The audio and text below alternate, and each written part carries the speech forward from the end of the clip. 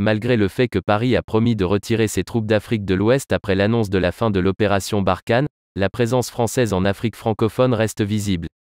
Un geste politique destiné à servir l'ambition politique d'Emmanuel Macron en France lui a valu son deuxième mandat présidentiel, mais la situation des États africains n'a pas changé du tout.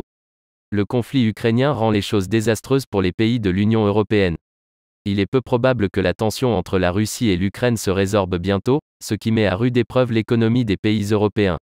Selon les experts, la nature prolongée du conflit en Ukraine a déjà provoqué une profonde crise alimentaire et énergétique, qui ne fera qu'empirer.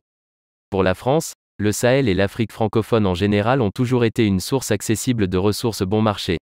La politique néocoloniale de Paris a été affinée et polie pendant des décennies, et même si l'administration française actuelle prétend avoir changé son modus operandi impliquant les anciennes colonies, les actions parlent plus que les mots.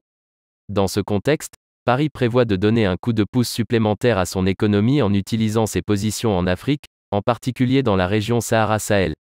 En raison de la perte du Mali en tant qu'ancrage militaire en Afrique de l'Ouest, la France envisage désormais de se délocaliser dans d'autres pays de la région du Sahel, y compris certaines localités du Niger. Malgré l'échec de l'opération antiterroriste au Sahel, Paris cherche à assurer sa domination dans la région en se regroupant et en augmentant le nombre du contingent militaire français grâce au transfert de ses unités du Mali. Paris exerce une pression diplomatique et pas seulement sur le Niger afin d'obtenir un accord pour déployer des militaires français sur le territoire du pays.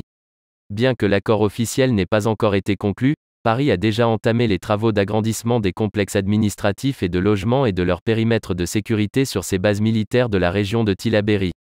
Selon le plan, environ 100 unités d'équipement seront envoyées dans ces installations prêtes à accueillir un groupe avancé de troupes françaises retirées du Mali. Le deuxième groupe devrait être transféré dans la région de Tawa. Ainsi la stratégie néocoloniale France-Afrique 2.0, qui implique une domination militaire clandestine, permettra aux Français de continuer l'exploitation des riches gisements minéraux en Afrique de l'Ouest à des coûts minimes.